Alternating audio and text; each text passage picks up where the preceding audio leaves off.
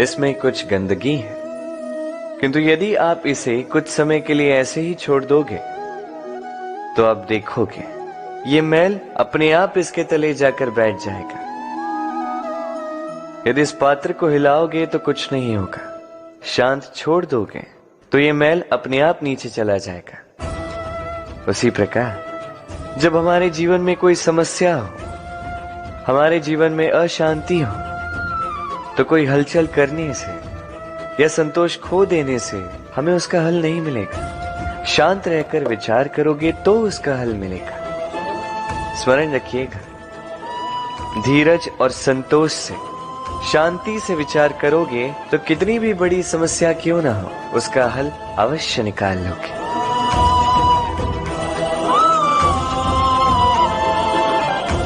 क्योंकि अशांति का सुझाव शांति ही है। राधे राधे। समय, कहते हैं समय से पूर्व कुछ नहीं होता, हर बात का एक समय होता है।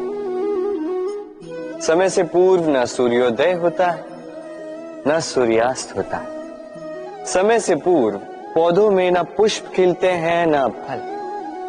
किंतु एक बात सोचिए, यदि वर्षा आने से पूर्व किसान भूमि न जोते, वो बीज ही ना पिरोए, तो क्या फसल उगेगी?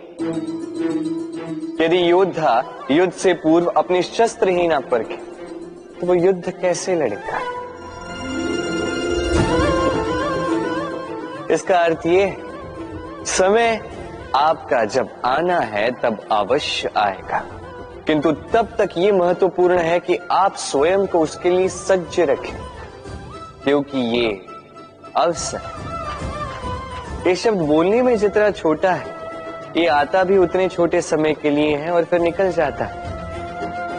अब यदि अवसर आपके हाथ आ जाए और यदि आप उसके लिए सज्ज ही ना हो, तो आपको सफलता कैसे मिलेगी? तो आप उचित समय की प्रतीक्षा कीजिए, उस अवसर की प्रतीक्षा कीजिए, किंतु तब तक निरंतर प्रयासों से स्वयं को और सक्षम बनाते रहिए, क्योंकि सफलता आपकी प्रतीक्षा कर रही है। बस उसके लिए सज्ज रहिए। राधे राधे। वाणी मनुष्य को मिली सबसे अद्भुत भेंट। ये वाणी है जो मनुष्य को संसार में सारे अन्य जीवों से भिन्न बनाती है, संसार में सबसे ऊपर ले जाती है। इसी वाणी के कारण हम एक दूसरे से संवाद साध सकते हैं। मैं अपनी मन की भावनाएं किसी से व्यक्त कर सकता हूं, कोई और उसके मन की भावनाएं मुझसे व्यक्त कर सकता है। ये वाणी ही हमारी सबसे बड़ी ढाल भी है। अब देखिए ना, आपने देखा होगा किसी की वाणी मीठी होती है तो लोग उससे प्रेम करते हैं, उसे अपना मित्र बनाते हैं। वहीं किसी की वाणी यदि कड़वी होगी तो लोग उससे घृणा करते हैं, उसे अपना शत्रु मान लेते हैं। ये वाणी ही है जो भाषा बनकर हमारा इतिहास लगती है। किंतु क्या हम सच में वाणी के विषय में इतना सोचते हैं जितना हमें सोचना चाहिए? सोचिए, मनुष्य को बोलना सीखने में कितना समय लगता है? कुछ बालक 1.5 वर्ष की आयु में सीख जाते हैं, कुछ 2 वर्ष, कुछ 3।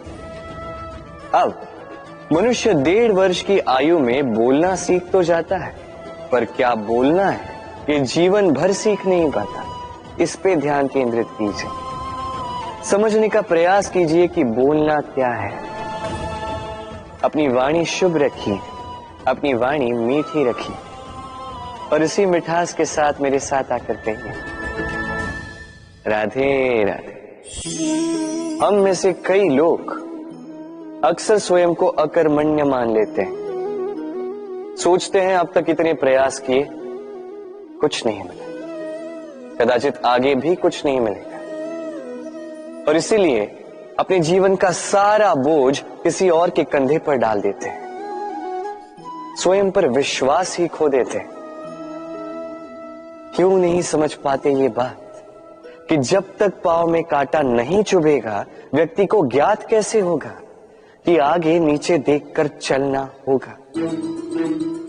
सूर्य को स्वयं जलना पड़ता है ताकि दूसरों को प्रकाश दे सके। रात्रि के अंधकार से लड़ने के लिए चंद्रमा को आकाश में अकेले चलना पड़ता है। नदी अपनी यात्रा कैसे बनाती है, अपना मार्ग कैसे बनाती है?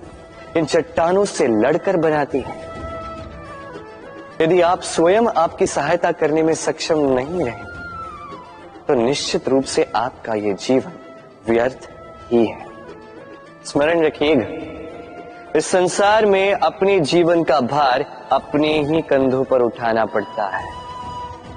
दूसरों के कंधों पर केवल शव यात्रा चलती है। और इस संसार में जीवित वही है जो आत्मनिर्भर है।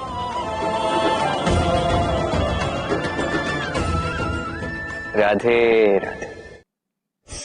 कभी आपने किसी कुंभकार को देखा है एक पात्र बनाते हुए? पहले गीली मिट्टी रौंदता है, फिर उसे मथता है, फिर उसे चाक पर चढ़ाकर एक उचित आकार देता है। यदि आकार ठीक ना हो तो उसे तुरंत ही ठीक कर देता है, क्योंकि उसे ज्ञात है एक बार इसे आग पर रख दिया गया, एक बार इसे पका दिया गया, फिर उसके पश्चात उसका आकार नहीं बदला जा सकता। यहां पे छिपी है एक सीख। सारे माता पिताओं के लिए यहां एक सीख है। माता पिता ऐसे ही तो होते हैं। उन्हें अपनी संतान को समय के अनुसार श्रेष्ठ संस्कार देने चाहिए। माता पिता को कभी उनका विधाता नहीं बनना चाहिए, किंतु हर समय सदैव प्रयास कीजिए कि उन्हें उचित दिशा दिखा पाओ। कभी कोमलता से, कभी प्रेम से, तो कभी कठोरता से उसके जीवन को, उसके व्यक्तित्व को आकार देने का प्रयास करना चाहिए। क्योंकि जिस प्रकार एक बार पकने के पश्चात उस पात्र का आकार नहीं बदला जा सकता, उसी प्रकार आयु बढ़ने के पश्चात संतान के संस्कार नहीं बदले जा सकते। स्मरण रखिए। राधे राधे। ईश्वर ने बेलों को खड़े रहने की शक्ति नहीं दी, ईश्वर ने यह शक्ति दी वृक्ष को। इसलिए बेलें वृक्ष का सहारा लेके खड़ी रहती, उसी पर फलती। अब ये बेलें दो प्रकार की होती, एक वो जो इस वृक्ष पर खिलती है, पुष्प गाती है, स्वयं भी सुंदर दिखती है, वृक्ष को भी सुंदर बनाती। दूसरी वो जो वृक्ष को पूर्णतः सुखा देती, उसकी प्राण शक्ति उससे सोख लेती और अंत में स्वयं भी मुरझा जाती। स्मरण रखिए, यदि कोई व्यक्ति सदैव आपके साथ खड़ा रहा, सदैव आपका संबल बनकर रहा, सदैव उसने आपकी सहायता की, और यदि आप उसके साथ छल करोगे तो आपका पतन निश्चित है। ऐसा कभी ना करें। सदैव ऐसे लोगों को प्रेम दे, सम्मान दे, और मेरे साथ आनंद से कहें राधे राधे। आइए इस पौधे से मिलिए। मेरे लिए ये पौधा अत्यंत प्रिय है। मैं इस पौधे से बहुत प्रेम करता हूं। अब सोचिए, यदि इसी प्रेम में मैं इसे दिन में 6 बार जल दूं तो क्या इसका विकास और अच्छे से होगा? क्या वो इसके लिए शुभ होगा? कदापि नहीं। इसकी जड़ें गल जाएंगी, इसकी जड़ों में जो जल सोखने की शक्ति है वो समाप्त हो जाएगी। तो आवश्यक क्या है? आवश्यक है कि उचित मात्रा में इसे जल दिया जाए। आवश्यक है कि उचित समय के पश्चात इसे जल दिया जाए। आवश्यक है कि इसे सूर्य का ताप भी सहना होगा। आवश्यक है कि हर कार्य मर्यादा में होना चाहिए। अब यही भूल अधिकतर माता पिता कर बैठते हैं। अपनी संतान से इतना प्रेम करते हैं और उसमें संतान की हर आवश्यकता पूर्ण करते हैं, हर एक वस्तु उसे देते हैं, हर एक बात करते हैं, और ऐसे में उस संतान के विकास में स्वयं ही बाधा बन जाते हैं। ऐसा मत कीजिए। ये यात्रा संतान की भी है। उसे भी जीवन में आगे बढ़ना है, बहुत कुछ सीखना है, अपने बल पर कार्य करने। करने दीजिए। एक अत्यंत महत्वपूर्ण बात आपको बताऊंगा जिसे आपको स्मरण रखना है। प्रेम और शत्रुता यदि अति है तो घातक। हर बात में संतुलन बनाकर रखें और मेरे साथ प्रेम से कहें, राधे राधे। हम सभी मंदिर में जाते हैं, ईश्वर के समक्ष बैठकर हाथ जोड़ते हैं और अपनी मांग रखते हैं। कभी सोचा है ईश्वर को कैसे लगता होगा कि मेरे भक्त मेरे पास आते हैं केवल अपनी इच्छा पूर्ति के लिए, मुझसे मिलने के लिए। कई सारे लोग मंदिर जाते हैं, अपनी इच्छा ईश्वर के समक्ष रखते हैं। अब यदि उनकी इच्छा पूर्ण ना हो तो हताश हो जाते हैं। अब से जब भी आप मंदिर जाओ, ईश्वर के समक्ष बैठो, हाथ जोड़ो और कहो धन्यवाद। धन्यवाद ईश्वर, आपने मुझे जो कुछ भी दिया है उसमें मैं प्रसन्न हूं। बस मुझे मार्गदर्शन दे कि कैसे मैं अपने कर्मों से, स्वयं अपने कर्मों से वो सभी प्राप्त कर सकूं जो मैं पाना चाहता हूं। ईश्वर से केवल मांगने जाओगे तो ईश्वर के समक्ष स्वयं को बहुत ही छोटा पाओगे, किंतु यदि स्वयं कर्म करके ईश्वर को धन्यवाद कहने जाओगे तो सही अर्थ से आपको ईश्वर मिल जाएंगे। राधे राधे।